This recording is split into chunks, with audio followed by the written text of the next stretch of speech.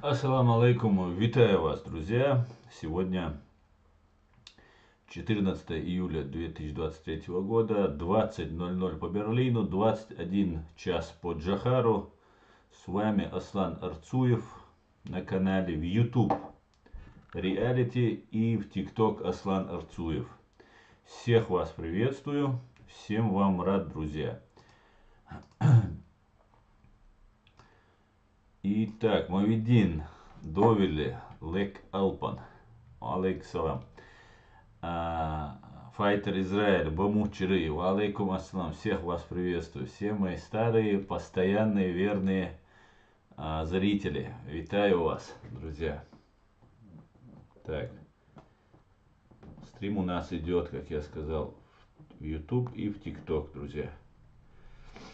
Вот много людей заходят, видно, в ТикТок, а показывают всего 3 человека. Ну, ничего страшного. Кстати говоря, я так полагаю, атаки на YouTube канал снова возобновились, на наш канал Реалити.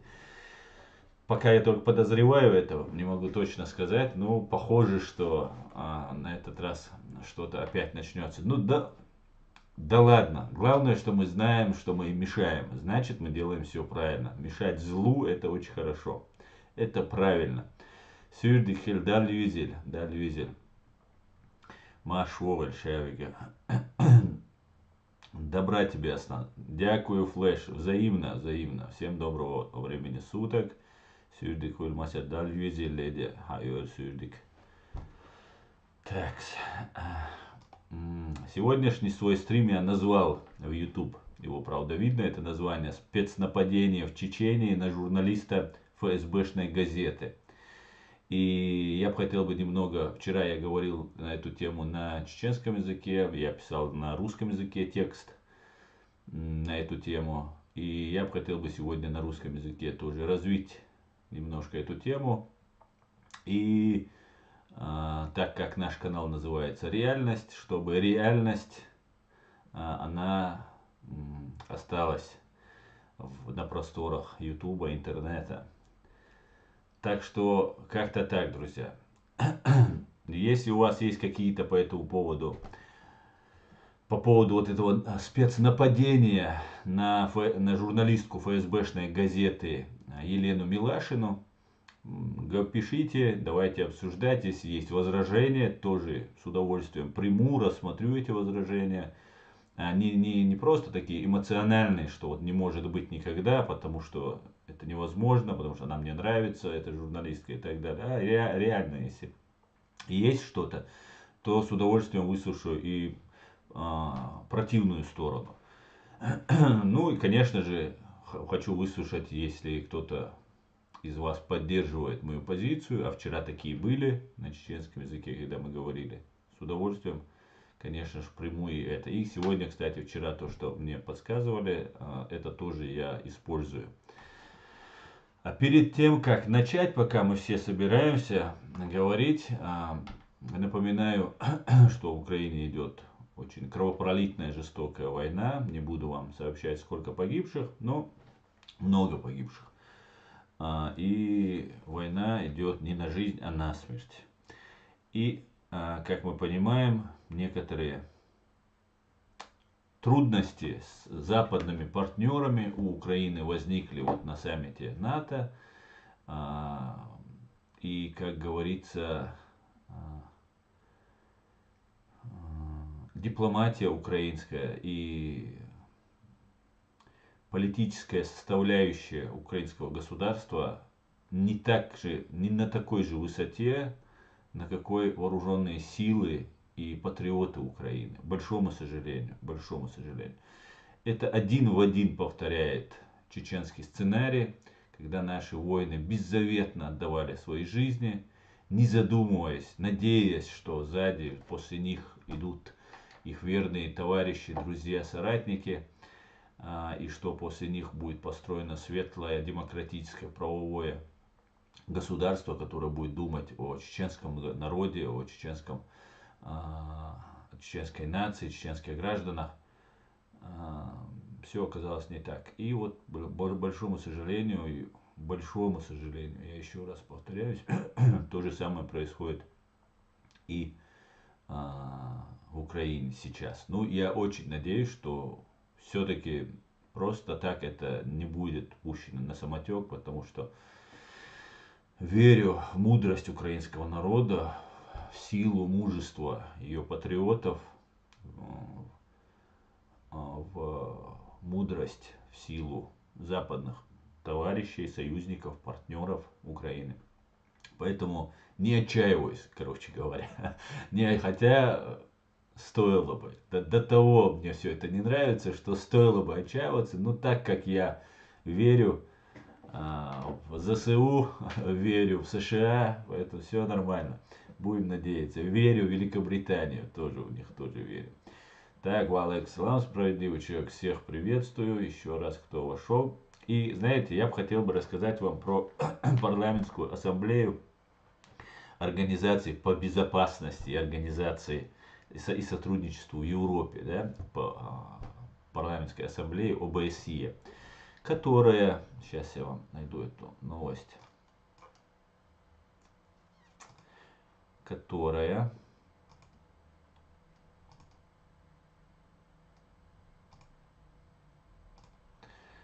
5 июля этого года, совсем буквально недавно, то есть 9 дней назад, призвала парламенты, она приняла резолюцию, парламенты стран-участниц принять меры против группы Вагнер и ее аффилированных и преемственных структур, в том числе путем включения в перечень террористических организаций. Все бы ничего, конечно, это очень правильно. Конечно, Вагнер террористическая организация, она уже давно орудует и в Сирии, и в Африке, в целом, там, в Мали, в других государствах африканских. В Украине она с 2014 года убивает людей, людям разбивает кувалдой головой, этим они гордятся. Эта организация из государственного бюджета финансируется, о чем нам рассказал Путин и так далее. И вот принять меры призывает 5 июля 2023 года ОБСЕ.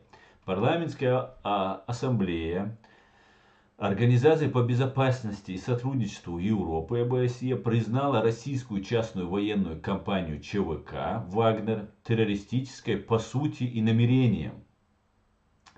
Парламентская ассамблея ОБСЕ определяет, что действия группы Вагнера от имени российского правительства могут быть справедливо охарактеризованы как террористические по своему характеру и намерениям, и что поэтому обозначение группы Вагнера как террористической организации национальными властями оправдано, говорится в тексте декларации парламентской ассамблеи ОБСЕ, принятой по итогам 30-й ежегодной сессии организации, завершившейся в Ванкувере во вторник 4 июля, то есть 10 дней назад получается.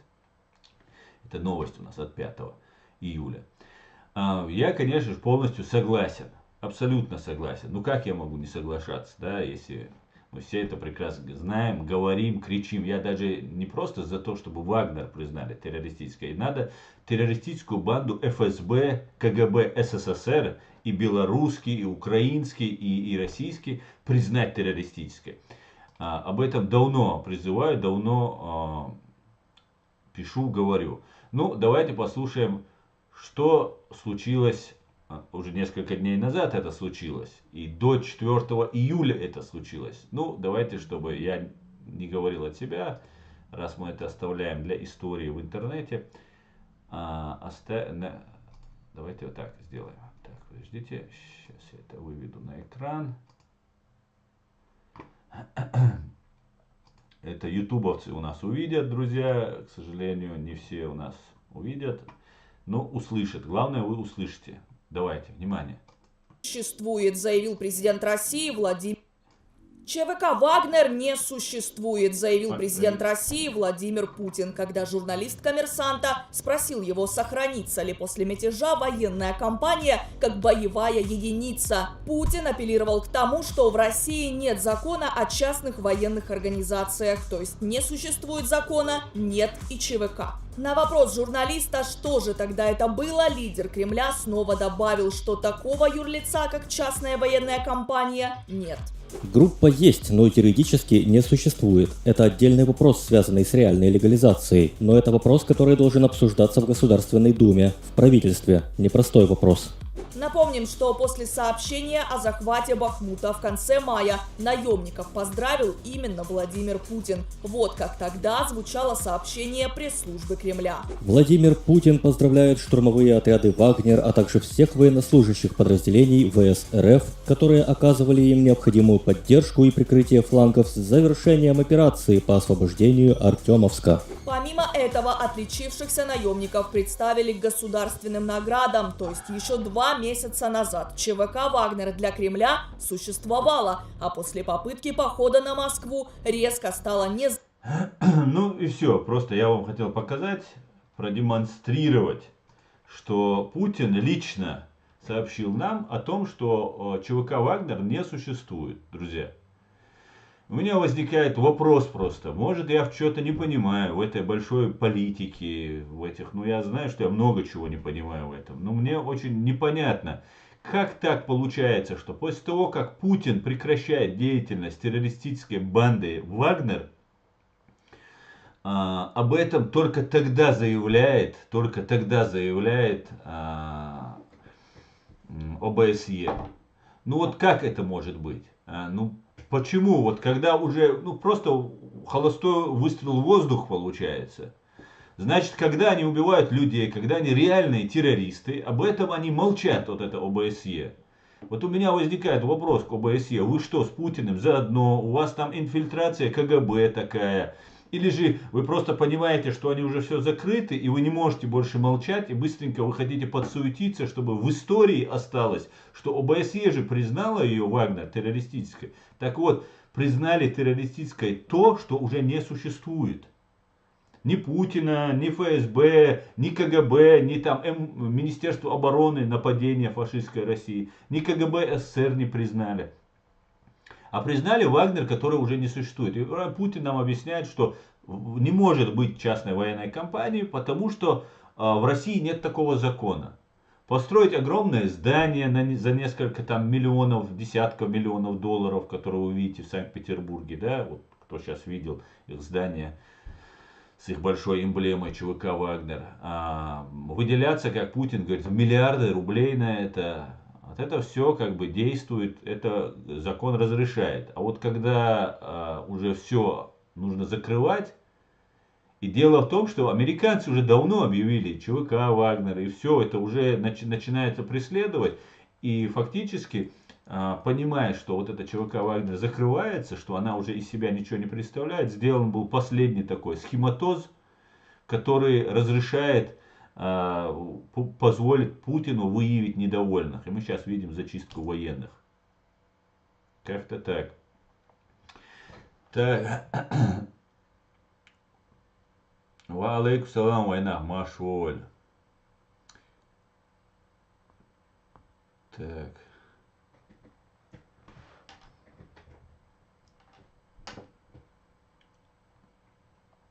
Как-то так, друзья. Давайте еще комментариям пройду вашим и потом основной теме.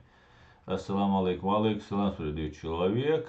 Это я уже читал. Ассалам, украинцы не отчаиваются, но мы не верим ни США, ни в Европу, только в армию и Всевышнего. Все будет по его воле и никак иначе. Флэш, конечно же, верить надо и в армию, и Всевышнего, и так далее. Ну, не верить и говорить в США и в Европу, ну, мне кажется, это плевать в колодец, из которого вы пьете.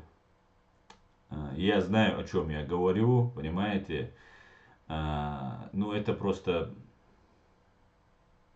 Ну, это не круто, я вам скажу. Так говорить, что не верим ни США, ни в Европу.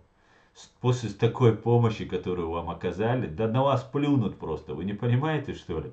Вы думаете, что там и Запад, и Америка, там они без вас умрут? Нет, вы умрете без них. А они не умрут без вас, понимаете? Они уже, они время выиграли, у них оружие огромное количество сейчас клепается. Вся Европа, все, весь блок НАТО уже развернулся против фашистской России. И Россия не попрет на это. А вас оставят один на один. Вы можете, конечно, так говорить слова, не отвечая за базар, вот так бросать слова. Но просто вы получите то, что КГБ у СССР хочет, то вы получите. Вы останетесь один на один со своим врагом, и внутри вас разные Арестовичи, Подоляки, там кто у вас там еще, Геращенки, Миращенки, слава богу, вы уже к себе пригласили разных самых матерых пропагандистов, Невзоровых, Фейкиных там и так далее, и так далее. Ну, ваши патриоты будут просто на хлеб намазаны и съедены ими. Потому что воин есть воин. Он в этих интрижках не разбирается. Понимаете?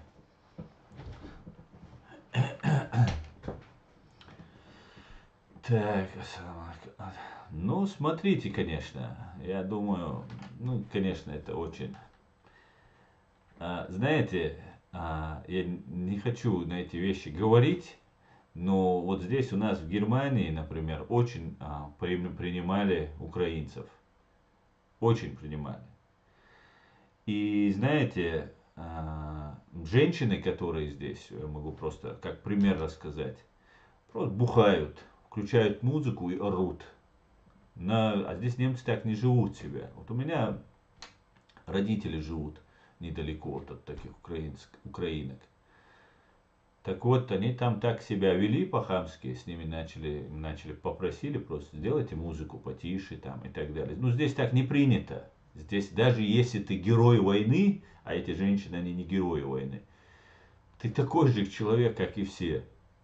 И там просто, ну, было очень хамское поведение. И это встречается сплошь и рядом. Ну, нельзя так. Нельзя плевать в колодец, которого вы пьете. Ну, нельзя. Это... Я не понимаю это. Я борюсь с чеченцами, которые себя ведут как-то. У нас и то такого не было. Но я веду, некоторые чеченцы обижаются за то, что нас здесь ущемляют, где-то там выдворяют, а выдворяли очень страшно, очень с нарушением со всех правил, вас никого не выдворяют, здесь на каждом доме висит украинский флаг, любят, уважают, там, я не знаю, хотят помочь. И есть такое отношение. Я не хотел об этом говорить, хотя давно уже накипело это все. И сейчас вот говорить ни Америка, ни США, ни Европа, ни США не верим. Ну, поверьте, так не надо делать. Салам всем свободным людям, салам Асан. Салам, Эд, витаю тебя. Если украинские военные не дадут по ушам своим политикам, ничего не изменится в лучшую сторону. Но тут, как украинцы любят говорить, имеем, что имеем. Имеем то, что имеем. Да, файтер.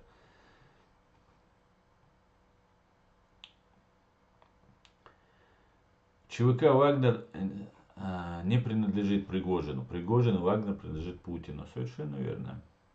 Европа особо не горит желанием помогать Европе, кроме Польши и Англии. Но больше опираться надо на США, потому что если США откажут помощь, то статус сверхдержавы может пошатнуться.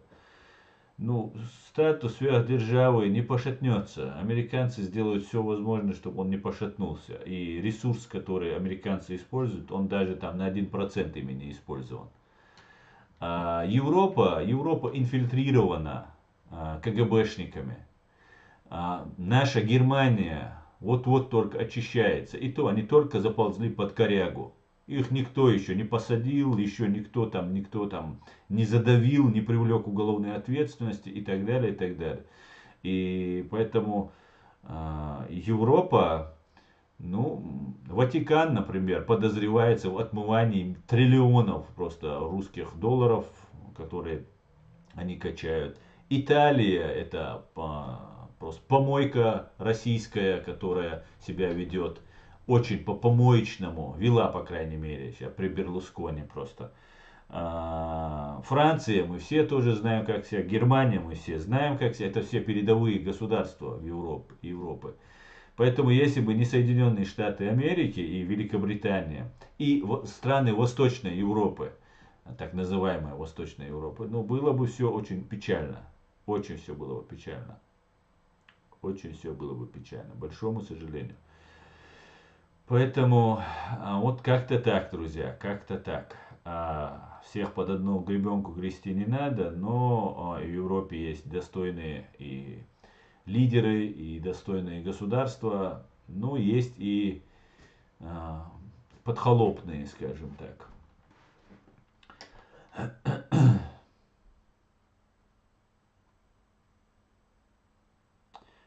Так, мне кажется, поезд опоздал с тем, что Вагнера признавали террористом. И так синхронно получилось, что распустили Вагнер и ее признали террористической на Западе. Да? Ботокс заврался. То говорил, что оплачивал их миллионами, теперь он не существует. Олигофрен. Ну, это для него не впервые врать. Может, ОБСЕ поддерживает Россию. Ну, я ничем не удивлюсь. Но сейчас, когда уже она в России самой запрещена, уже прекратила существование, объявлять ЧВК Вагнер террористической, но это показать, что мы какую-то работу делаем.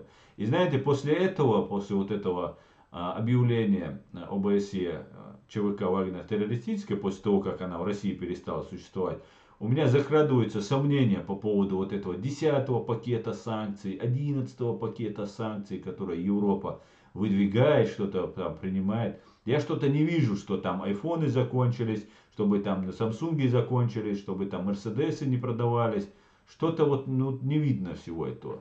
Какие-то препоны, может, создаются, но что-то я не вижу особо, что с Европой не торгуют, там, или газ сюда не идет, или еще что-то. Хотя немецкая экономика больше всех отстраняется от этого. Это чуть-чуть заметно.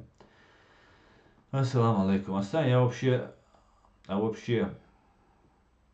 Так, куда делся этот комментарий?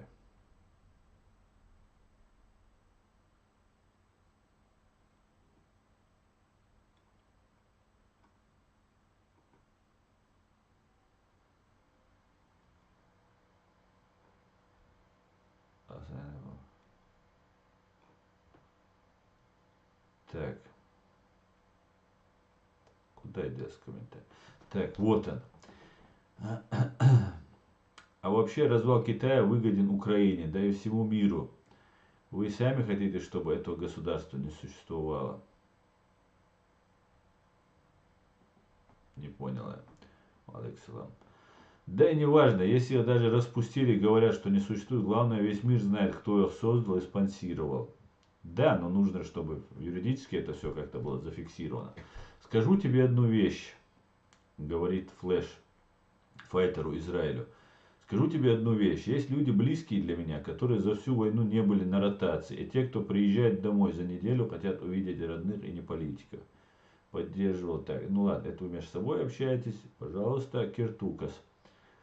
Армия РФ по закону существует, но она террористическая. И вообще и в террористическом государстве все структуры с оружием террористические. Совершенно верно. Ассалам алейкум. Ва алейкум ассалам, Егор. Asla Милашина дук йити тявы. Дук йити тявы. Ахаюч балати Егор. Давайте. Она нам помогает по своей выгоде. Они нам помогают по своей выгоде. Мы платим за то, что они живут свободно и без войны. Флэш, но это обман. Это обман. Вы платите за свою свободу. Понимаете? А они вам платят, понимая, что иметь лучше дело с вами, чем с русскими. Вот и все. Они найдут способ угомонить фашистскую Россию. Не волнуйтесь. А вот это, то, что вы говорите, это уже, знаете, посади человека, посади кое-какое животное за стол, она и ноги на стол получается.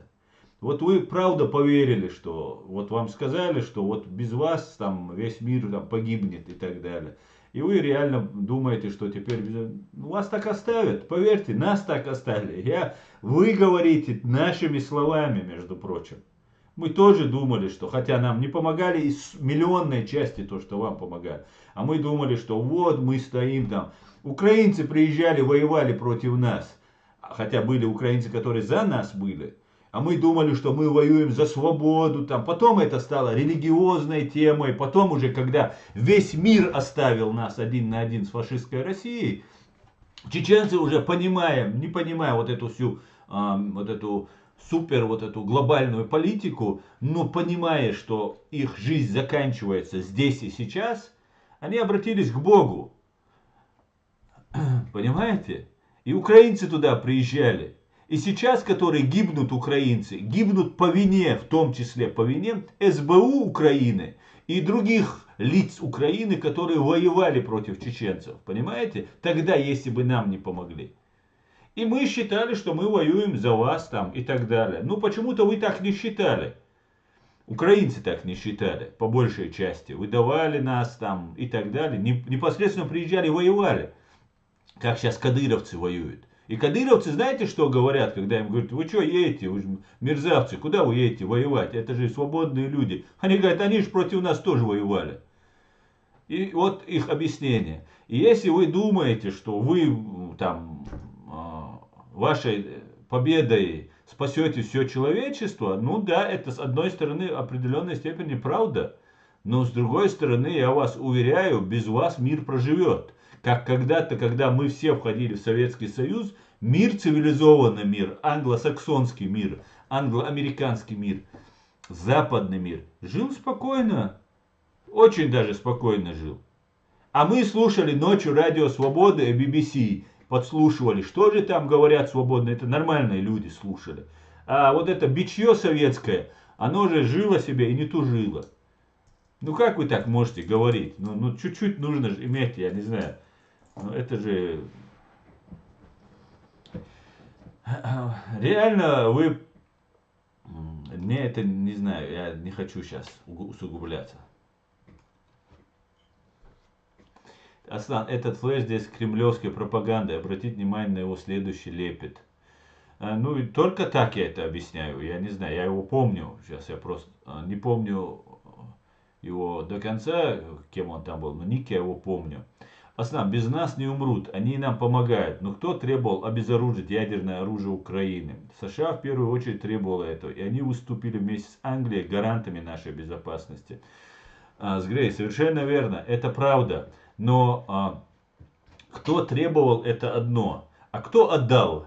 Скажите, президент, который отдал атомное оружие, передал фашистской России, он у вас сидит в тюрьме? Вот сейчас война началась. Тогда пока вы его не посадили, вы не имеете права требовать там, или предъявлять претензии американцам, например. Понимаете?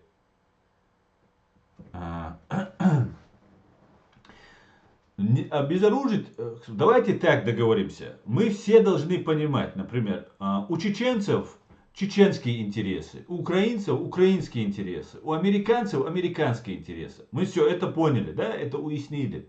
У каждого свои интересы. Когда над нами совершался геноцид, когда нас каждого третьего уничтожали, пытали, уничтожали, никто нами не интересовался, в том числе помогали фашистской России.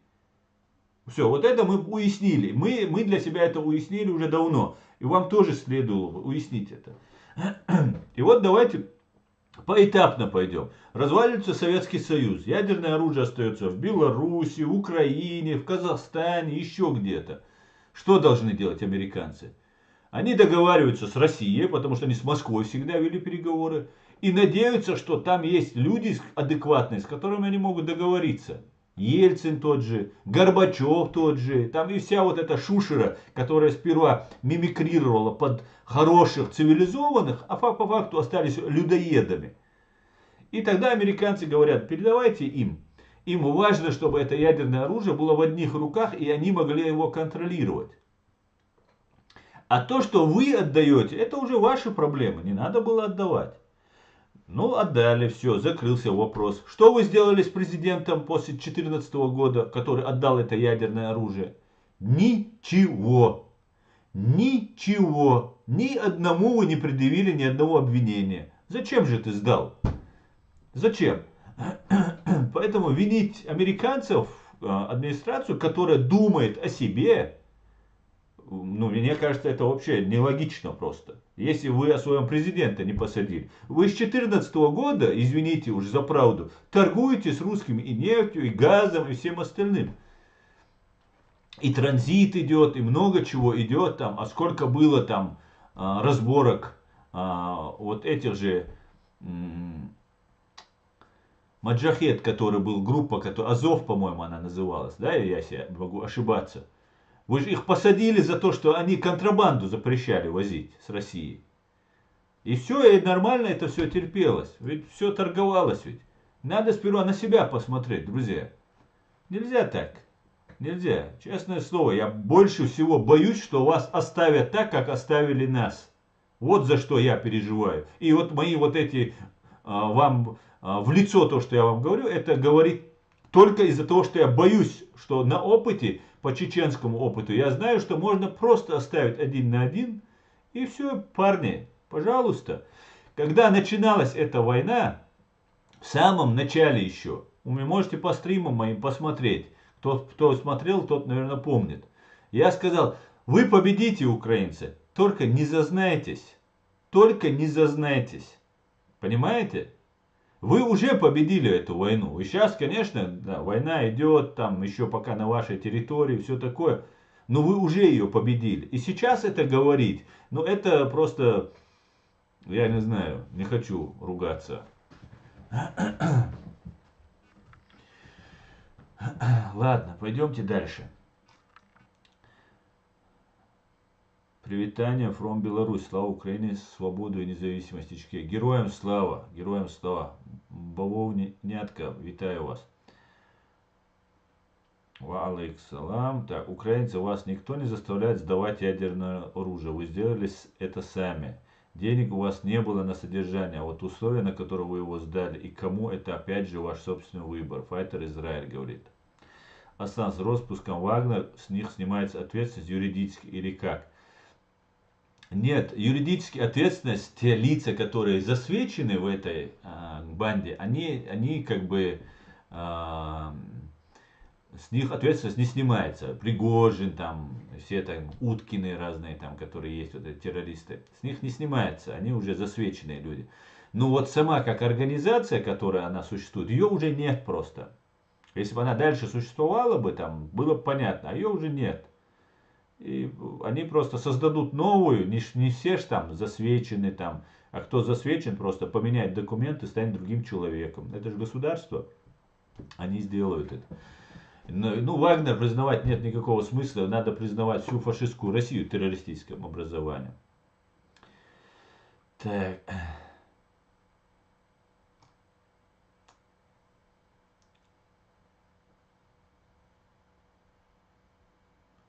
Я считаю, в Европе, Великобритания, Польша, Балтика — это те страны, где с осторожностью относятся к России, потому что понимают, насколько она опасна, чего не скажешь о Венгрии, Сербии, Италии, Болгарии и Греции.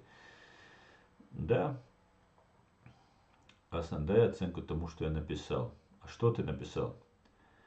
Монстр Россию Запада и вскормил, закрывая глаза на Приднестровье, Ичкерию, Грузию. И не будь Украины в центре Европы, закрыли бы глаза снова. Конечно, закрыли бы. И не будь Соединенных Штатов Америки и Великобритании, они бы закрыли бы. Понимаете? Они уже так хорошо устроились под русскими, что их под КГБ, скажем так, что их все устраивало. Понимаете? И Европа фактически, ну кроме Восточной Европы, она все пала бы. А эти бы жили бы себе, ну, деньги есть, все хорошо, пенсия растет, там социал высокий, нормально, слава богу. Вот и все.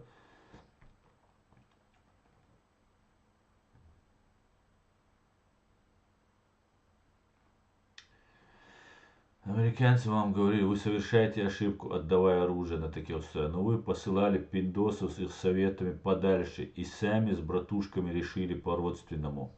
Файтер Израиль. Я просто всех этих деталей не знаю. Не знаю. Аслан, все через Турцию переправляют iPhone и так далее. Поэтому в том числе США нужен надежный союзник на Кавказе. И лучше надежнее, чем Ичкерии, придумать нельзя.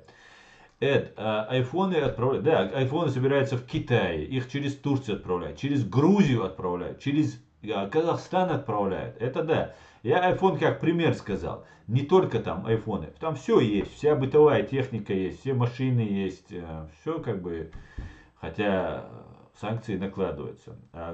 Конечно же, и я вам гарантирую это, гарантирую Соединенным Штатам надежнее, как ты говоришь, Ичкерии у Америки союзников не будет. Ну, кроме как Израиля. Ну, вот так будем идти, да. Аслан, мой друг, ныне покойный, воевал за вас.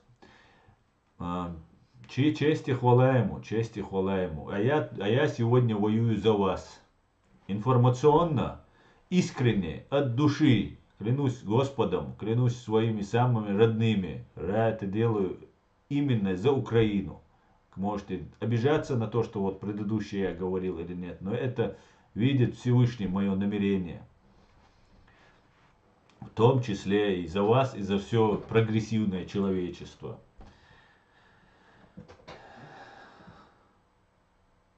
И я скажу, если бы не Западная Украина, Россия бы проглотила бы всю Украину еще раньше, без войны. Да, это тоже правда. Если бы не ваши патриоты, от Украины остались бы рожки до ножки. Аслан, такой интересный вопрос. Зачем НАТО заранее анонсирует свои поставки за несколько месяцев для того, чтобы армия РФ могла подготовиться к этому? Русские подготовились к поставкам танков.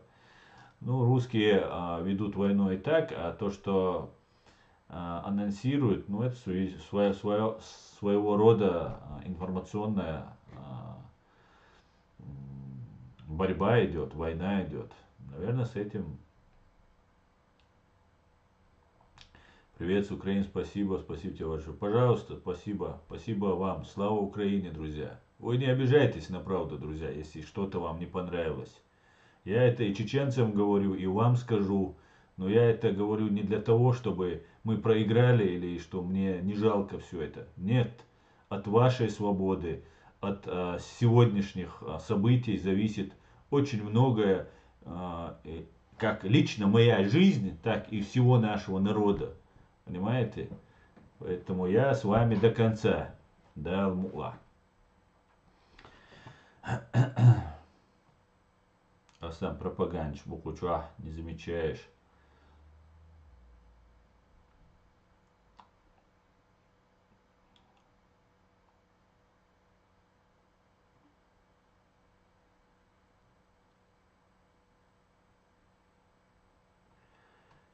Еще слова генерала Джохара Дудаева, то головное неправо войну РФ проти України, передбачив ядерну зброю Україна віддала тому, що примусив Клинтон, так як и Белоруссия дала ядерную зброю.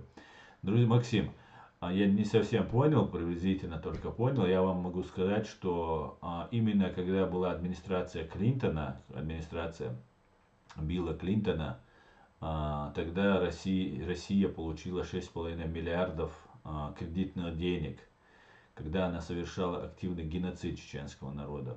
По этому поводу Джохар Дудаев был очень недоволен и высказывал там очень недовольные вещи, там, вплоть до возбуждения уголовного дела против Клинтона была речь. Через некоторое время Джохар Дудаев погиб, но я не считаю, что за этим стоит Америка, потому что Россия за этим стоит и упорно этим добивалась и делает. И всякое может возникнуть. Там может прийти какая-нибудь администрация, которая посчитает, что ей нужно ее государственные интересы или еще какие-то там национальные интересы Соединенных Штатов выглядят вот именно в таком виде. Но сейчас, например, Америка делает все. И дело не в демократической партии или в республиканской. За вас стоит все разведсообщество. За вас стоит американский народ, простые работяги за вас стоят. Вот в чем дело. А так можно, конечно, предъявлять претензии. А можно винить зеркало, например, за то, что рожь кривая. Ну, извините. А так, всякое может быть.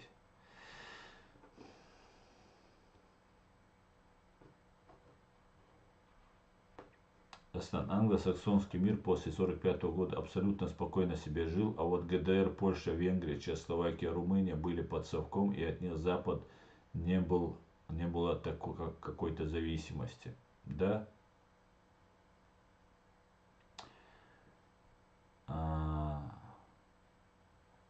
Да, наверное.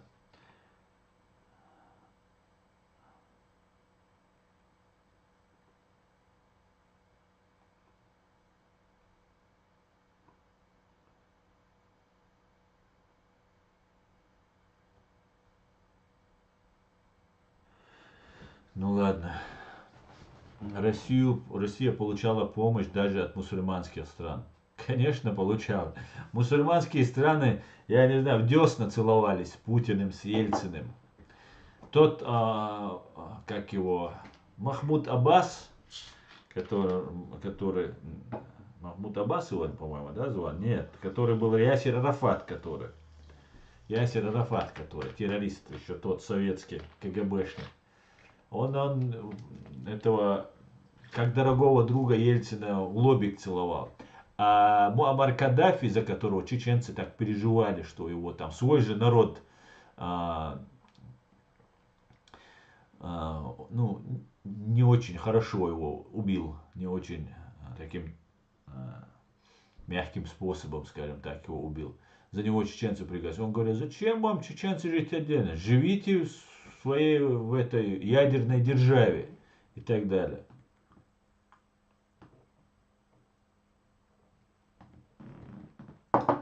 И так далее.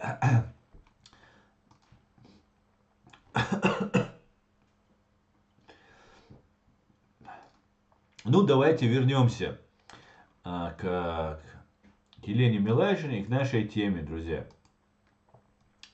К нашей теме. Очень надо разобраться с этим вопросом. Пусть это останется, а то тут разные гибнюки возомнили себя хозяевами моей страны. Елена Милашина говорит, что Чечня это Россия. На каком основании Елена Милашина говорит, непонятно.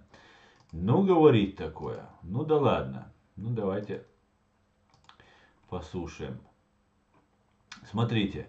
Давайте я сейчас вам немножко зачитаю то, что я тут писал. Это чуть-чуть надо было бы исправить, но уже все это опубликовано, поэтому пусть останется. Резонансное нападение на Елену Милашину, журналистку «Новой газеты» и адвоката Александра Немова, вероятно, является спецоперацией ФСБ. Целью этой операции, по всей видимости, является привлечение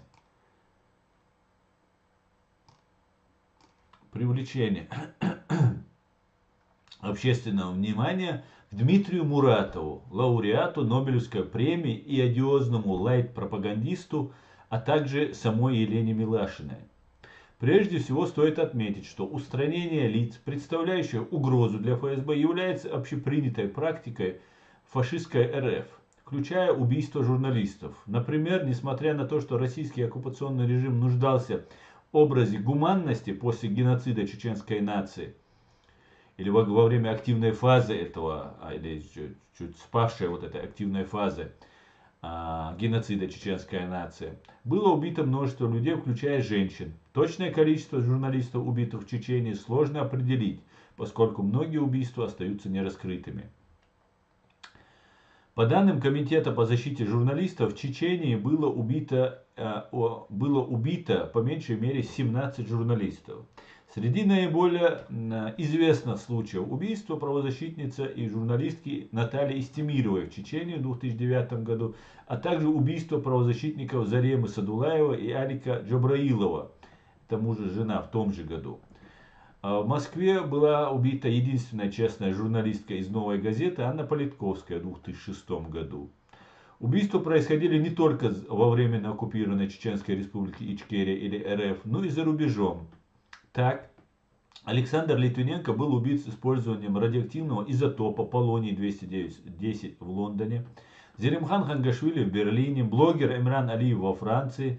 Этот список можно продолжать очень долго.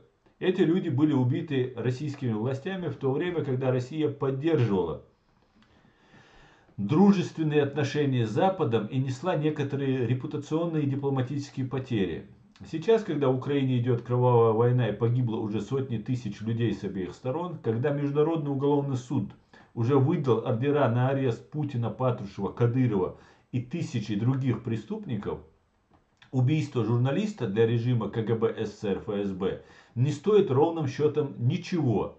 Даже наоборот, сейчас бешеный зверь сделал бы это с большим удовольствием для дополнительного запугивания. Хотя сомневаюсь, что нашелся бы хоть один независимый российский журналист, который осмелился бы так откровенно бросать вызов карательной машине Кремля. Так почему же Милашину не только не убили, а демонстративно, театрально побрили налысо, облили зеленкой и, как утверждает Милашина, избили пропиленовыми трубами. И в связи с этим я бы немножко сделал бы отклонение от того, что я сейчас отчитываю этот текст. Смотрите, 3 февраля 22 года, заметьте, в прошлом году, перед самым началом широкомасштабного вторжения фашистской России в Украину, 3 февраля 22 года, журналистка Милашина уезжает из России после угроз властей Чечни. Власти Чечни это такая какая-то там независимая какая-то субстанция, да, это любят они это всячески подчеркивать, что какая-то армия Кадырова, власти Чечни там и так далее. Журналистка «Новой газеты» Елена Милашина сообщила, что собирается временно покинуть Россию в связи с угрозами, поступающими в ее адрес. По ее словам, на ее отъезде настаивают как руководство издания, так и ее источники во власти. Ну, видимо, кураторы. Говорят, что сейчас угроза моей личной безопасности высокая, заявила Милашина в эфире телеканала «Дождь», признан РФ СМИ иноагентом. Ну, это я читаю с московского комсомольца читаю. Журналистка добавила, что намерена последовать советам, хотя ей это очень не нравится. Также она заверила, что подобное неоднократно бывало и раньше, и что она продолжит работу. Милашина высказал мнение, что угрозы со стороны чеченских властей следует воспринимать всерьез. По ее словам, депутат Госдумы Адам Демельханов, ранее говоривший о преследовании террористов, это очень опасный человек. Неужели он такой опасный, Милашина? Это же ваш, российский, мать вашу, депутат Государственной Думы. Как же он опасный? Ваш Луговой не такой опасный, а почему тогда Демельханов опасный? Мать вашу, вы хотите, чтобы мы стали частью вашей фашистской России вот с такими депутатами? Идите в огонь! Милашина, Россия, КГБ, ФСБ, в огонь, в ад идите ваша Лубянка, понимаете? Ранее глава Чечни независимого государства какого-то, или это субъект фашистской России, назвал Милашину и правозащитника, я возьму в кавычках правозащитника Игоря Каляпина, я возьму в кавычки Милашину. Милашин это пропагандист. Российский пропагандист, который пособником является геноцида чеченского народа, как и Игорь Каляпин. Потому что эти люди, на самое главное, они легализуют геноцид чеченского народа, они легализуют преступления, совершенные против чеченского народа и оккупацию чеченской страны. Украинцы, представьте на минуту просто, что вы их себе принимаете людей, которые, например, сейчас в Крыму у вас там преследуют украинцев, в том числе украинских крымских татар. И там хизбут-тахрировцев, там неважно каких там. Ну возьмем хизбут-тахрир, чтобы как параллель с чеченцами, там, мусульманами была очень более очевидна. И приезжает туда Милашина в этот Крым. И говорит, конечно же, Крым это Россия. Ну проблема в том, что убивают, вот мучают этих крымских татар. Мне их жалко. А вот Аксенов, этот глава вот этого крымского татара, этого Крыма, вот этот Аксенов, он мерзавец. А так, часть Крыма это же Россия. Ну почему это не Россия? Ведь искренне Крым, он больше Россия, чем Чеченская Республика. За Крым там кровь проливалась, города строили, там еще что-то там. Вот представьте, а вы, украинцы, принимаете эту Милашину у себя в Киеве и говорите, какая хорошая, она же помогает крымским татарам там, и украинцам, которых преследуют. Ну да, это ее позиция такая. Ну конечно же, ну и что международное право нарушено, ну и что уничтожается захват Чеченской Республики, это нарушение международного права. И все, что говорит фашистская российская пропаганда, ровным счетом не стоит выеденного яйца. Вот что делает. Как вы отнеслись бы, украинцы, к таким защитникам украинцев? Вот так же мы относимся к этим Милашиным, к этим всем им остальным, вот этим, как их там, Каляпиным и так далее. Кстати говоря, стоит отметить, я сейчас вернусь к своему основному тексту, стоит отметить, что поехала Милашина присутствовать, освещать суд над женой Янгулбаева, Сайди Янгулбаева, верховного судьи Чеченской Республики.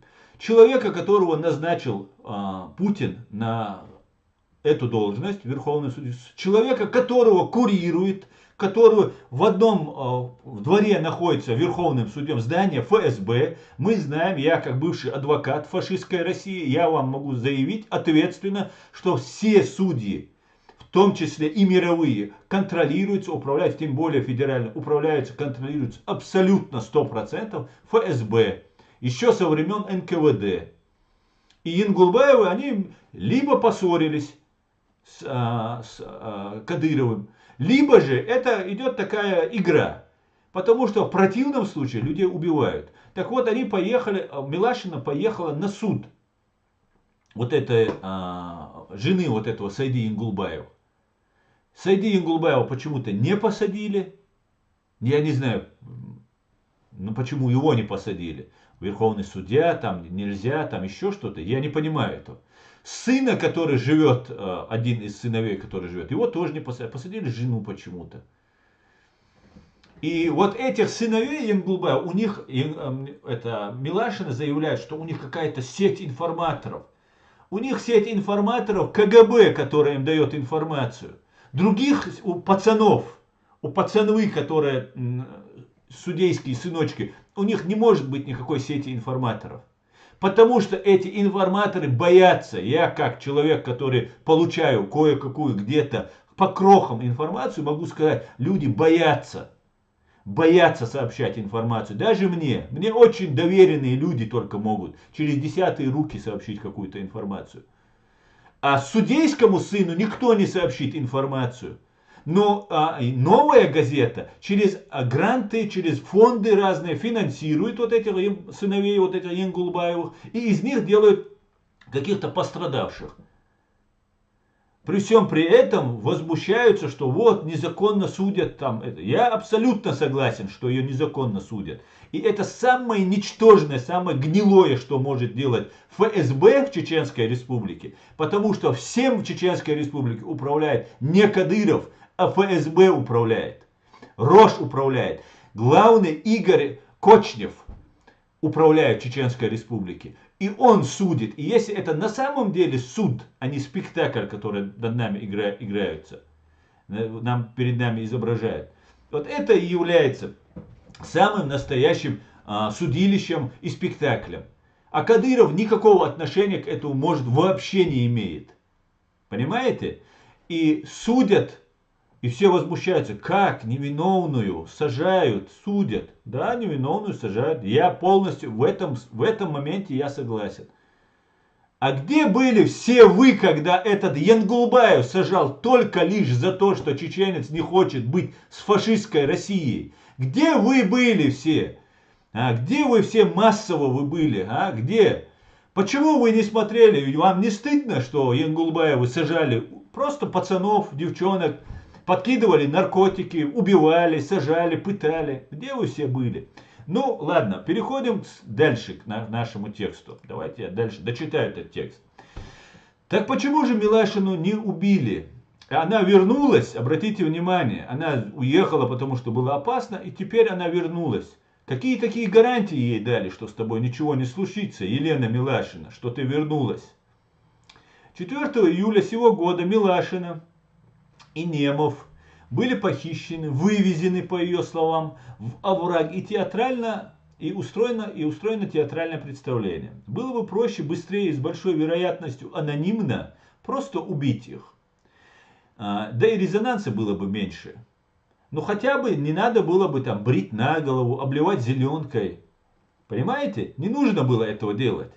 Но это нужно было, чтобы это был резонанс, чтобы была картинка для фейкового защитника прав человека Муратова, для фейкового защитника прав человека Милашиной.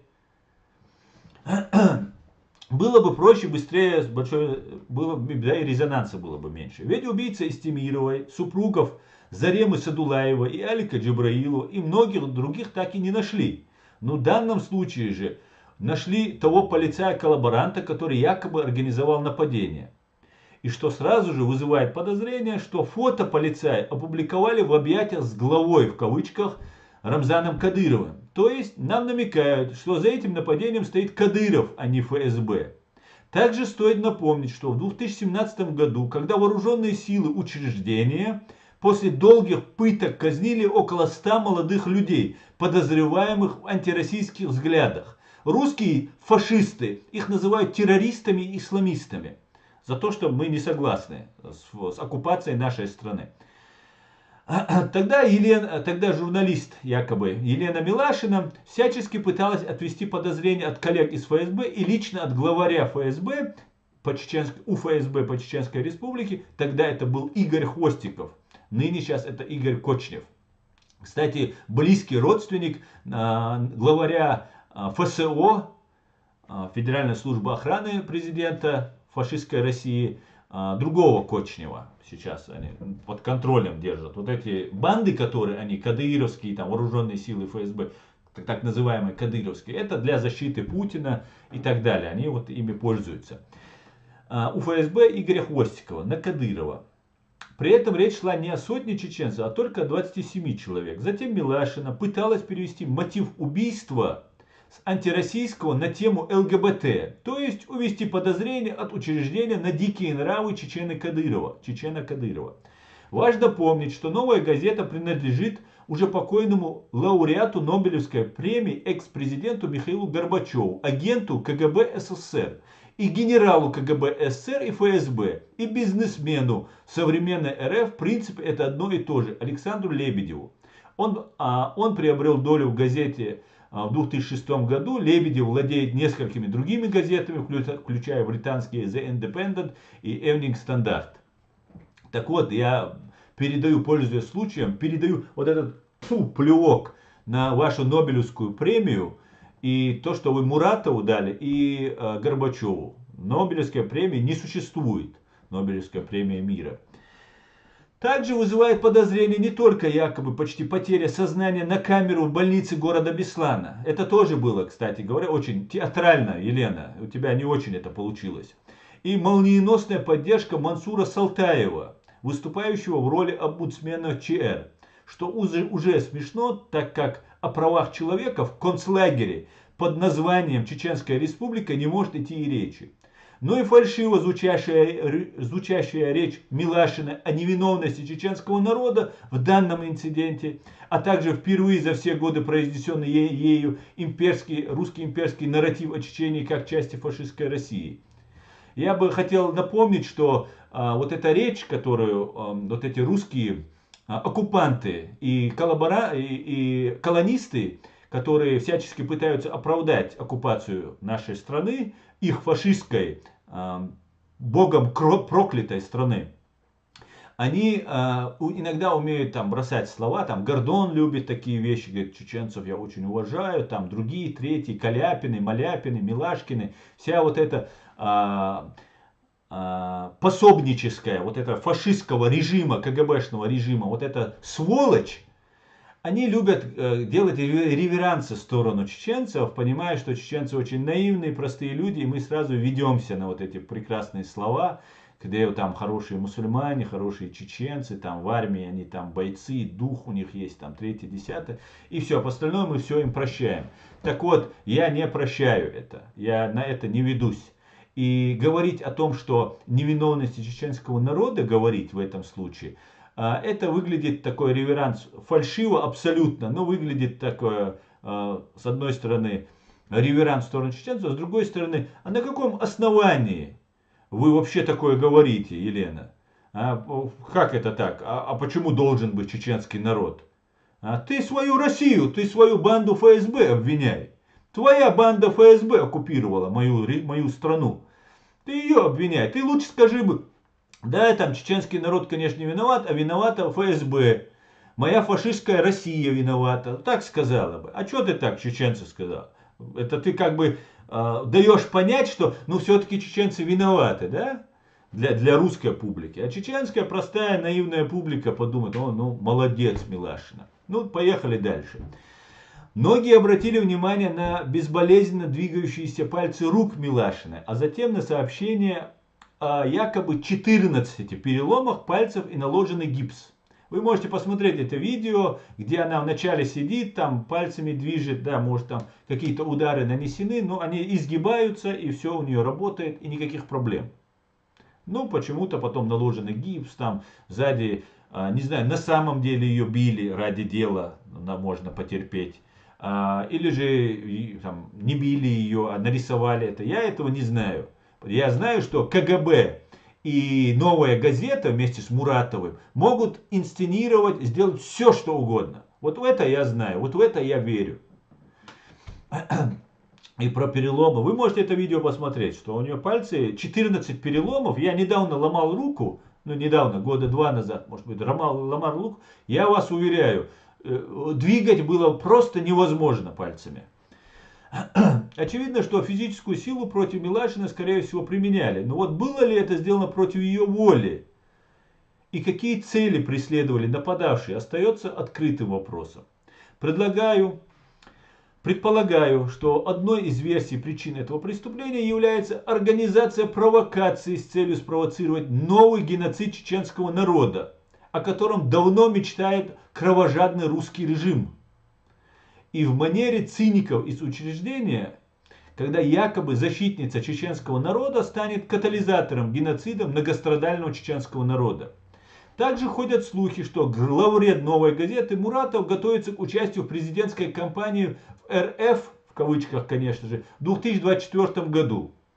Учреждению необходимо заручиться поддержкой Запада для симулякра Муратова. Таким образом, ситуация с Милашиной и Немовым может быть элементом более большого плана, направленного на очередной геноцид чеченской нации и увеличение общественного влияния и роли «Новой газеты» и ее ключевых деятелей, таких как Муратов и Милашина и других. Там еще есть Измайлов. Кстати, сейчас я закончу последнюю строчку и вам расскажу про Измайлова. Это может быть частью стратегии, направленной на усиление влияния и власти определенных групп, признаваемых Западом внутри российского общества и политической системы. Председатель Human Rights Center Ичкерия Аслан Арцуев, 12 июля 2023 года. Зачитал 14 июля. Так что, возвращаясь дальше к еще одному пропагандисту и с «Новой газеты». И его выкормыш, сегодня есть такой Максим Кац, такой есть, продолжатель вот его же этого выкормыша. Так вот, был один и есть такой Вячеслав Измайлов из «Новой газеты». Так вот, этот Вячеслав Измайлов долгое время, когда Анна Политковская работала в «Новой газете», у этой газеты был вес и авторитет. Это был единственный честный, принципиальный журналист, по крайней мере, на моей памяти, который мне был известен. Может, там были еще другие, которые, в конце концов, убили. Убили руками чеченцев. К большому сожалению. И тогда, в 1999 году, когда русские террористы и коллеги Милашиной и Муратова совершали взрывы домов в 1999 году и обвиняли в этом нас, я, как обычно, тогда я был молодым человеком, не верил, конечно же, ни одному слову, что говорят русские террористы, но я верил «Новой газете». Каюсь, грешен. Из-за Политковской я верил этой «Новой газете». Но я верил этой «Новой газете». И тогда вот Вячеслав Измайлов, который очень хорошие вещи писал, делал реверансы в сторону, как Милашкина делает в сторону чеченцев, и Гордон, украинский Гордон, делает эти реверансы, делал такие пробросы, такие, психологические трюки, такие, иногда так хорошее слово скажешь. Так вот, этот Измайлов из «Новой газеты», из ФСБшной газеты «Новой», привел человека, который сказал, что он из банды, как они рассказывают, из банды Басаева, который совершил теракт. И он сказал, да, это мы совершили, нам нужно было там это сделать, там это сделать. И я поверил. Ненадолго, правда, ну вот купился я на это. А были люди, которые еще меньше были посвящены вот эти все хитросплетения КГБ и поверили, наверное, еще больше. Так вот, это оказался обычный провокатор, который Измайлов привел. После этого не было никакого опровержения от Измайлова. Измайлов единственное сказал, что он был психически нездоров, этот человек, который пришел. А Измайлов допрашивал профессиональный журналист, бывший военный или ФСБшник, который общался с этим человеком.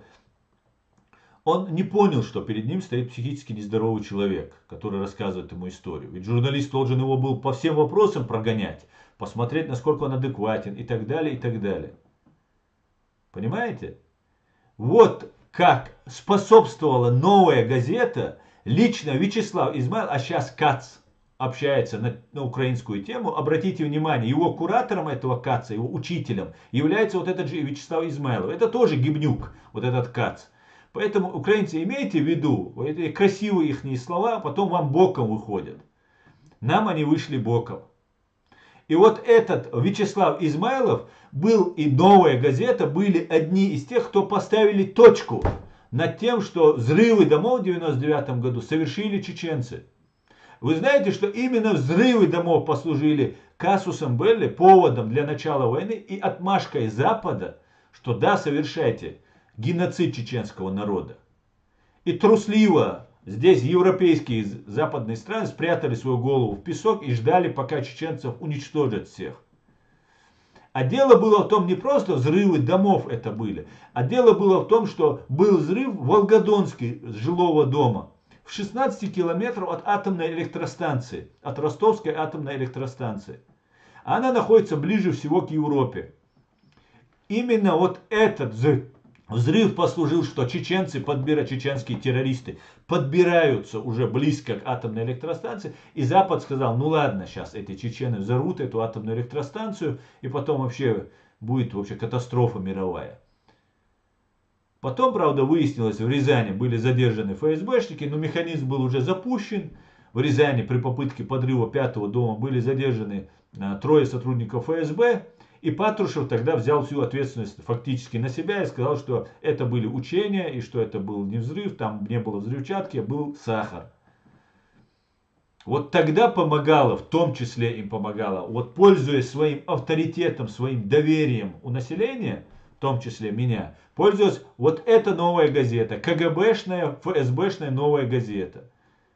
Поэтому пошли все к чертовой матери, горите в аду все, понимаете? Ваша «Новая газета», ваш Муратов. Муратов заявляет, это наглая ложь, заявляет, что чеченцы избрали себе Кадырова. Но я не понимаю, может это для Запада говорится. Но в России ни один человек не верит, что кто-то в России кого-то избирает. Не говоря уже во время оккупированной Чеченской республики Ичкерия, когда здесь слова сказать нельзя. Муратов, лауреат Нобелевской премии, на которой я плюю на эту вашу Нобелевскую премию. И лично на тебя, Дмитрий Муратов, я плюю. Вы заявляете, что мы избрали Кадырова, это ваше внутреннее, мы сами должны разбираться. Подонки вы и мерзавцы вы. И ваш спектакль, который вы устраиваете на костях и крови чеченского народа, мы все видим. И такие, как я, фиксируем и будем придавать огласки. Вы не станете героями для всех. Да, для какого-нибудь быдломассы, который вы болваните, может вы и станете. Но для нас вы не станете героем. Мы вас будем разоблачать всегда до алмула.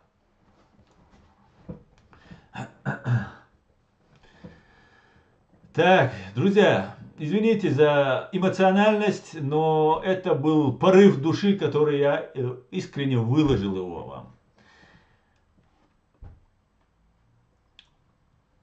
Так, давайте перейду к вашим комментариям. Давайте перейду к вашим комментариям. Русская сторона повторяет, Чечня это Россия.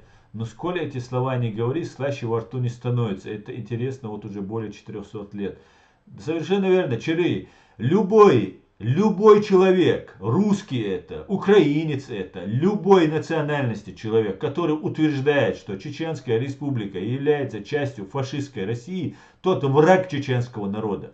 Более того, он делает это, не имея никаких юридических оснований для этого. Это абсолютная фальсификация. Мы можем доказать любому человеку, юридически доказать, в соответствии с международным правом, с советским правом и чеченским законодательством, что мы никогда не являлись частью фашистской России, что это наглая ложь. Если Чеченская республика является частью России, то Украина является частью России, Казахстан является частью России, страны Балтии являются частью России, и Беларусь является, и Грузия является частью России, все советские республики. В 90-м году мы... Автономная Чеченская республика, которая, кстати, не нас спрашивали, когда нас делали автономными.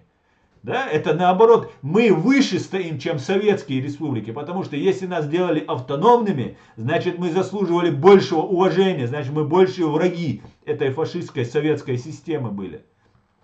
Мы в 90-м году по решению Верховного Совета СССР уравненные в права автономные советские республики из 15 советских республик превратились в 35 союзных республик. Мы превратились в 35 из 15 союзных республик, превратились в 35 равных союзных республик. И самые первые вышли из Советского Союза. В 1992 году фашистская Россия в июле месяце вывела все свои бандформирования первыми из Чеченской республики Ичкерия. Первыми. Незаконно, тогда это еще не была Ичкерия, потом незаконно вписала в свою конституцию нашу страну через 2 года независимости, наша страна, фашистская Россия, вписала в свою конституцию. Таким же успехом она могла вписать Украину, она сейчас на это и настаивает, в принципе. Да, сейчас просто у них не получается это. Не получилось бы с чеченцами, то и чеченцы жили бы в своем независимом ичкерийском государстве. Ну вот, получилось, и теперь, да, все забыли. Так вот, все, кто утверждает, что Чеченская республика является частью фашистской России, вы пособники геноцида чеченского народа. Даже не граждане России, я имею в виду. У вас нет никаких прав, ни моральных, ни юридических, так утверждать. Если есть, предоставьте мне доказательства. А балаболить, утверждая, что международное право это верховенство, мы должны соблюдать, и на этом потом нас делать частью фашистской России, это значит признавать геноцид, который фашисты над нами совершили, и быть соучастником, разделять этот геноцид. Морально, правда, но разделять. Как-то так. Поехали дальше. Изначально эти все были земли кавказских охотников, собирателей, коим потомки являются народы Северного Кавказа.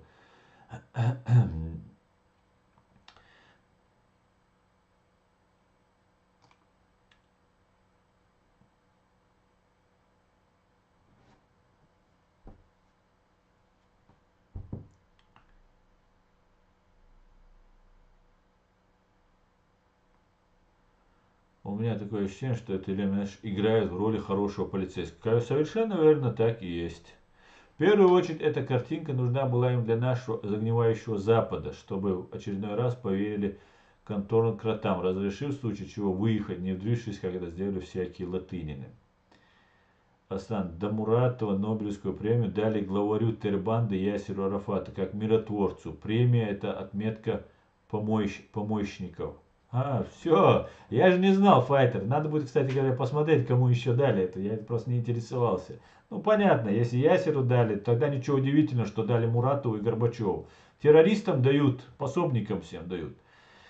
Террористов и пособников террористам. Я написал Гордону, что я на него подаю в суд за клевету, утверждая, что Ичкерия это внутренний вопрос фашистской Российской Федерации. Также за тесную связь с Кобзоном. Я так понял, он отменил свое турне в США. Это абсолютно отличная идея просто. Нужно вот этих всех козлов, извиняюсь, конечно, у меня просто уже нервов не хватает. Гордон, когда мы с ним встретились там в Польше, он мне сказал, что, я говорю, на каких основаниях вы называете Чеченскую Республику частью фашистской России? Частью России, ну дайте мне документ какой-нибудь, ссылку дайте, я как юрист, мне важно просто, подтвердите ваши слова. Он говорит, извините, я очень уважаю чеченцев, но чеченцы без меня разберутся. И съехал. Ну, там было много людей, его жена его за руку дергала, и как бы я не стал дальше усугублять, я говорю, ну ладно. И дал ему уйти. Думаю, перестанет говорить про Чеченскую Республику. Нет. Вернулся, как говорит, сбежал как заяц, и давай потом опять говорит, да, говорит, это Россия. Там. Он говорит, я так люблю чеченцев, но это Россия. Да пошел ты к чертовой матери.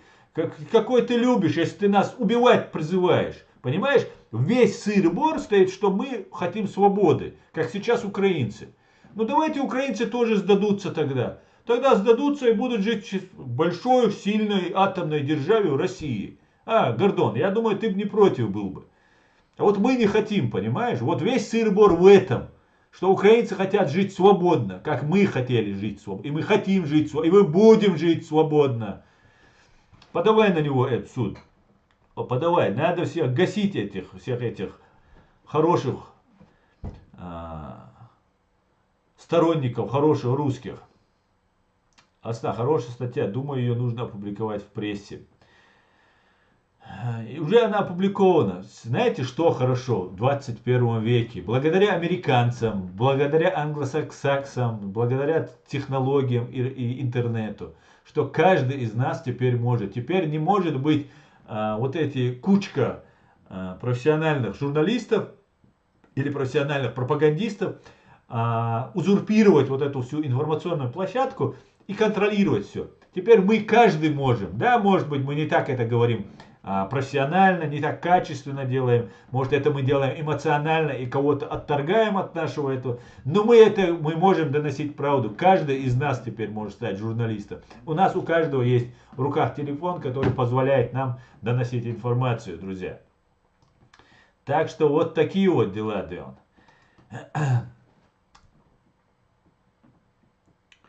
Гордон, брат-близнец Аферистовича. Да, Аферистовича тоже туда же, кстати, нужно отправить. Да?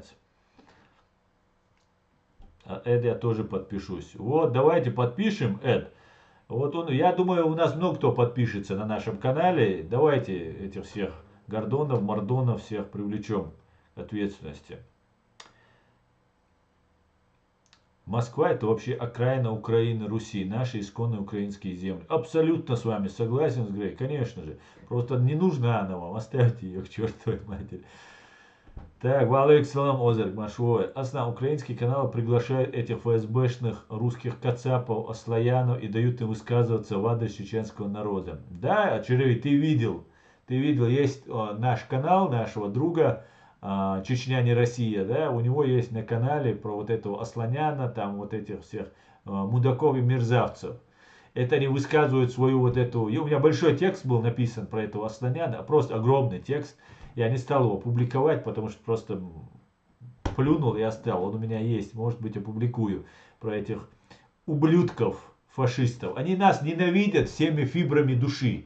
Всеми фибрами души. Я это знаю просто, я вижу, я это ощущаю. И я был бы не чеченцем, если бы я не отвечал им тем же.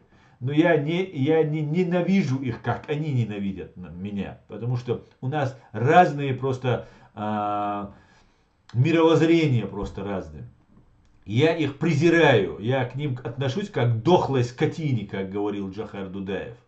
Я отношусь к ним как с презрением, понимаете? Они нас ненавидят просто как лютой ненавистью, как бешеные звери, а мы относимся как к ним с презрением.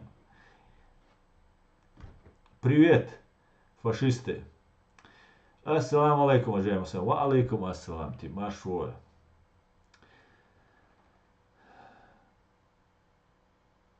Украина живет под диктатурой США, и мы скажем, то и будет делать Украина. Украина живет под диктатурой США и Европы. Что мы скажем? Что ты сказал, мачач? Что ты несешь? Они нас ненавидят из-за нашей религии. Нет уж, да благословит тебя, как тебя там. Не ненавидят тебя из-за твоей религии. Твою религию, как ты называешь вот эту религию, вот такие ты, как ты, несут вот этот обманный нарратив.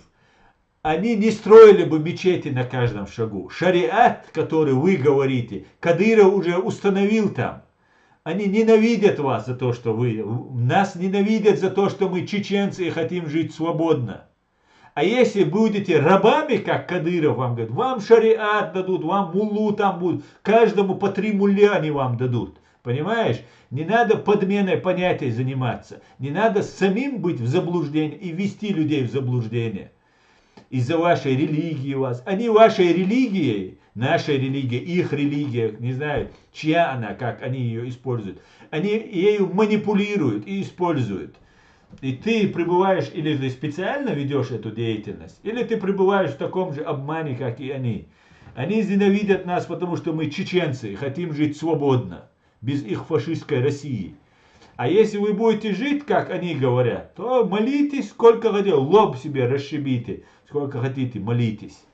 Ich don't dig.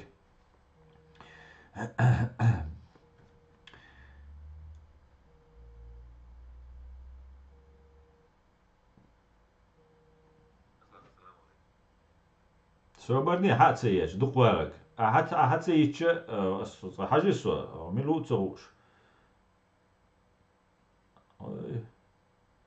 Ведь вистурой, свободила.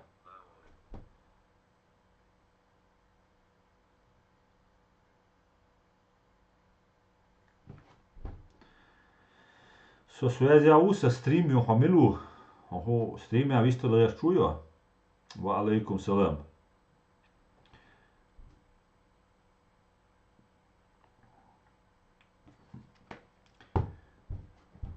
Почему европейцы сдают чеченцев Путину? Потому что вот такие, как ты, помогают им в этом. Вот поэтому и сдают европейцы.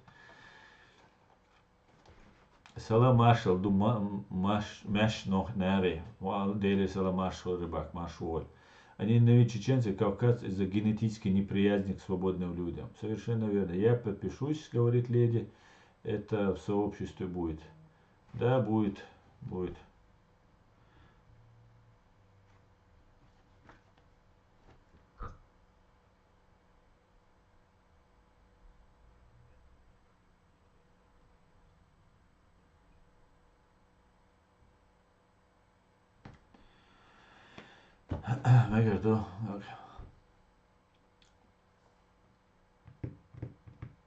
Так, друзья, давайте дальше идем. Сегодня у нас очень эмоционально получился стрим, да. Но зато честно, да. Зато честно. Так. Так.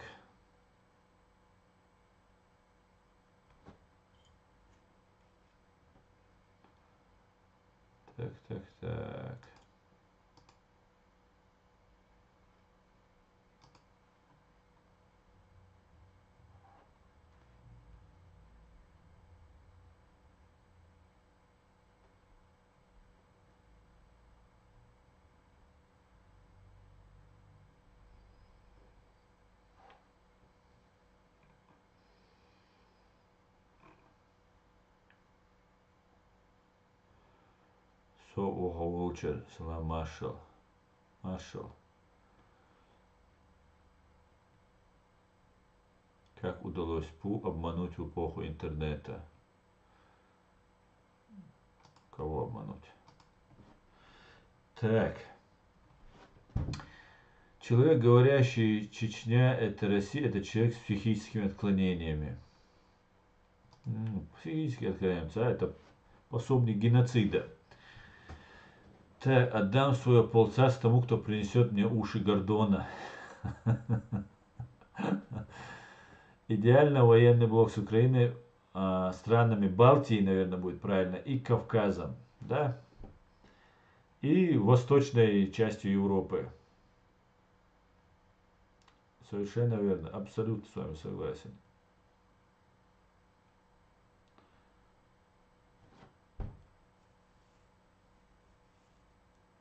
Как удалось обмануть в эпоху интернета людей? Ну, каких ему людей удалось? Россию то, что там идет огромная работа пропаганды, вы все это видите. И плюс русские рады обманывать. Они понимают, что их обманывают. Им просто выгодно. Такой договор был. Мы убиваем чеченцев, это ж приятно, хорошо. Там чеченцы непокорные, всегда русские убивали. Они с детства сказки, колыбели пели своим русским детишкам, как ненавидят чеченцев, как их нужно убивать. И они с молоком матери впитались. Даже вот эти Кадыркины, которые есть, вы, может, видели разные видео, где русские говорят, с каких это пор чеченцы стали нашими. Они вместе воюют, гибнут за эту фашистскую русню, а русские говорят, с каких пор чеченцы стали. Все у них свои, кроме чеченцев. Чеченцев, американцы, это главные враги у них. Ну и слава богу. Это большая честь для нас.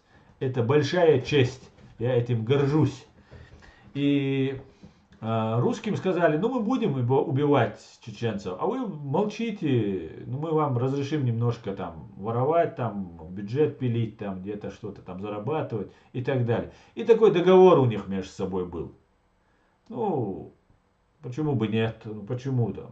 Русские всегда творили зло, абсолютное зло на этой земле. Ну, творят они еще раз против чеченцев. А потом все это зло, оказывается, к тебе повестка, тебе приходит, и тебе тоже нужно идти на войну. И на непримиримых сейчас сошлись, как Джохар нас предупреждал, на непримиримых позициях. Так что как-то так, да. Слава Русне, говорит один, Ахмад Силас. Да-да, здравствуйте, Дон, доброго времени суток. Примите, пожалуйста, запрос эфир, Дон. До свидания, Дон. Ты до конца не знаешь как. А ты знаешь, да? Ну ладно. Так, 30 лет тому назад Дудаев сказал, что Русня нападет на Украину. И они не только ядерку отдали, но и разоружились, все распродав. Да, и виноваты американцы, Шамиля. Виноваты американцы. У меня такой интересный вопрос. Как в независимых республиках Кавказа сделать так, чтобы люди любили, уважали законы нашей Конституции? А то у нас мусорнутся преступления чести. Для того, чтобы мы уважали законы, эти законы должны работать для нас, и мы должны знать, что это наши законы. Что мы думаем, что этот закон бережет нас именно, думает о нас. А если у нас законы, которые нам ставится руководство, которое о нас не думает, оно думает о Москве и о царе, который их туда поставил, и они не соблюдают закон, то это лоховство соблюдать такие законы. И я всегда призываю всех своих зрителей, ни в коем случае не соблюдайте российские законы. Ни в коем случае. Зачем? Вы что, идиоты соблюдать российские законы? Нет. Соблюдайте, если вам есть угроза какая-то. Но при любой удобной ситуации ни в коем случае не соблюдайте российские законы. Потому что если вы добровольно соблюдаете российские законы, вы лох, это раз. А во-вторых, вы пособник тогда. Вы душой стали уже за эту фашистскую Россию. Поэтому, вот как-то так. Мы живем в оккупации. Я чеченцам всегда об этом заявляю. И всем заявляю об этом. Я являюсь твоим подписчиком с того ролика, где ты с чеченским ментом вел диалог. Я думаю, это был один из твоих первых роликов. Да, это был один из первых. Ты старый мой подписчик, получается. Леди просто так. Русский шовинизм — это генетика русского народа. Русский народ — это самое опасное в постсоветском пространстве. Совершенно верно. Это скрепа русского народа. Шовинизм, империализм — это суть это русского народа. Как у чеченцев есть своя какая-то суть, свое что-то. Вот это есть империализм, и шовинизм — это есть у русских.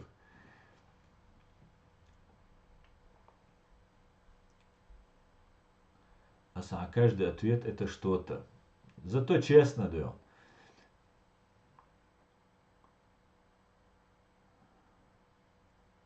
Так. Русский, так, лучше бы я ядерку Америке отдали, а не России, не было бы столько проблем. Нет, вообще не нужно было отдавать свою ядерку Америке. У Америки зачем? У нее своей этой ядерки девать некуда. Как можно говорить на дешевый чай Ахмад Силас? А знаю, евреи тоже враги Русни. Израиль, да, но есть евреи, как и кадыровцы, которые за русских. Эти тоже имеются. Но я надеюсь, они разберутся между собой, а мы разберемся со своими. Асан, твое мнение о блогере Беклербек Нагай. Почему он говорит о Наурском районе, Щелковском, твое мнение? Я не знаю, что это за блогер, никогда не слышал. Совершенно верно. В России законы, если на кого действуют, то на бедное население, а на богатых нет. Трамп виноват. Да, Трамп виноват. Рыбак, он с ушами выглядит как тот же самый предмет, только с ушами. Евгений, приветствуйте. Шалом. Асан, нефть куда шла в Ичкерии, я имею в виду, продавалась кому? Не знаю, кому продавалась. Я не знаю, куда продавалась нефть. Я абсолютно не имею представления. Но что транзитом она через Россию шла, это факт. Это факт.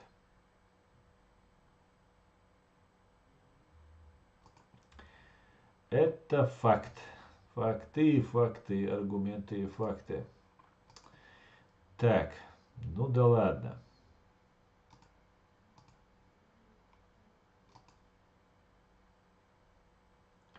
Вагнер разобрали, Милашкину разобрали. Так.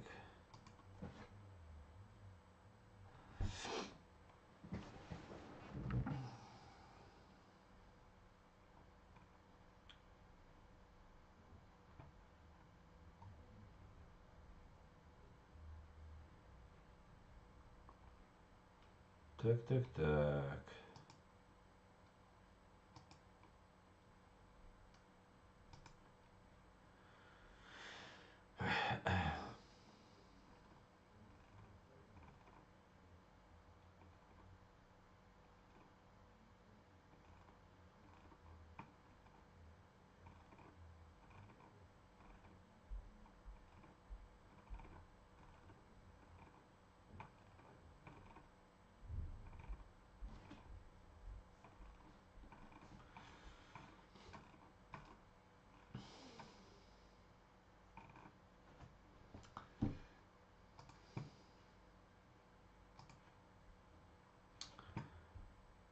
Так, Асан, твое мнение, Украина выстоит?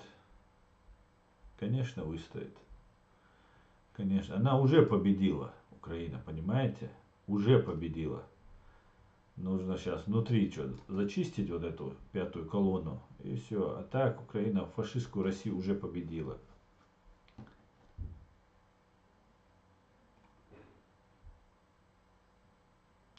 Милашке нужно протестовать против Кремля, а не чеченского народа. Совершенно верно, Аду. Машуоль.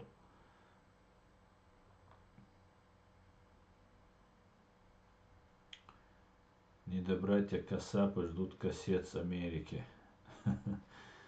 Да. Ну, я, знаете, по поводу Украины, считаю, это мое мнение, я наблюдаю вот ситуацию, я думаю, в ближайшие недели, месяцы в этом году Украина освободит полностью свою территорию, и фашистская Россия, ну, она уже выдохлась, русские уже не могут. Дело это в духе, которого уже у русских нет. И русским эта война не нужна, по идее.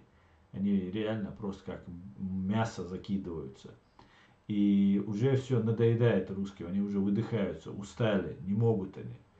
И просто фронт сейчас посыпется. Мне так кажется, морально уже русские сдались. Они уже поняли, что им это не нужно. Имеется в виду имперские русские. Потому что на стороне Украины тоже есть русские, которые воюют за свою страну, воюют за свою свободу. И те имперские русские, туда и эти кадыровцы входят, и все остальные входят. И Россию ждет смута, большое тяжелое время ждет. И нужно, чтобы в Украине был железобетонный порядок, чтобы не было никакой агентуры. Помните, как во время ГДР и ФРГ, когда не было, вот эта агентура очень-очень аккуратно здесь все контролировалось там, и вычищалась эта агентура. Также здесь Европа вычищается, сейчас все россияне берутся под контроль. И слава Богу. И чеченоговорящие из этой Европы тоже будут взяты уже под контроль и будут отсюда депортированы к чертовой матери, всех свою любимую Рашку. И будет, я надеюсь, что в России изменения тоже произойдут очень быстро. Но в этом году я уже ожидаю, что Украина освободит полностью свою территорию. Да, Алмула. Так, Усик хочет баллотироваться на президента, как завоюет чемпионский титул.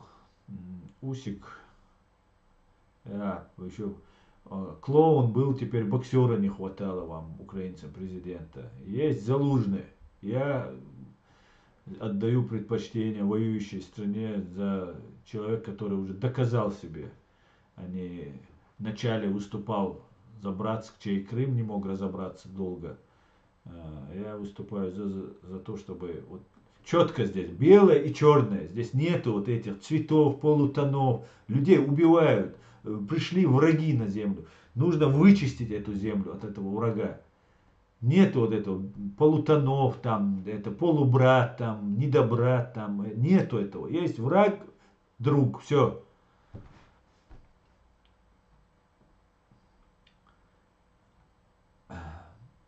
Почему украинские СМИ разжигают ненависть к народам РФ, а русские даже не говорят, с кем они воюют? Не русский человек с ником не русский. Отличный вопрос просто. Отличный. Это все дело вот в этих Гордонах, Арестовичах, Подоляках и всех остальных вот этих мерзавцах и подонках. Вот в чем дело. Я не знаю ничего про Атамбаева, но вы задаете мне вопрос, как будто я тут Google, шейх Google. Это вопросы шейх Google, а не ко мне. Маршал, дуаса, маршал, аду.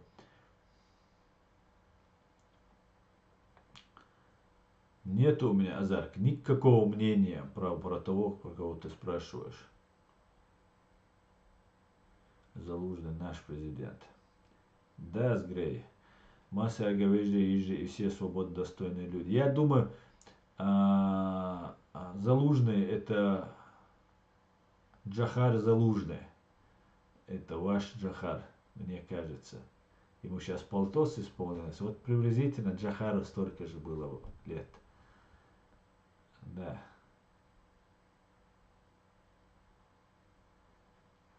Да.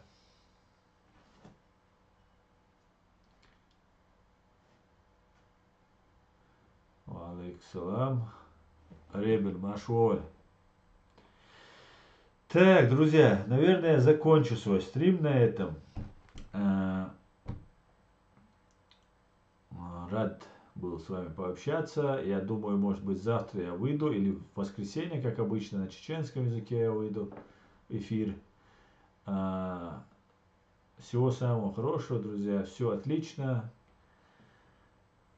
И слава Украине! Все будет. Ичкерия.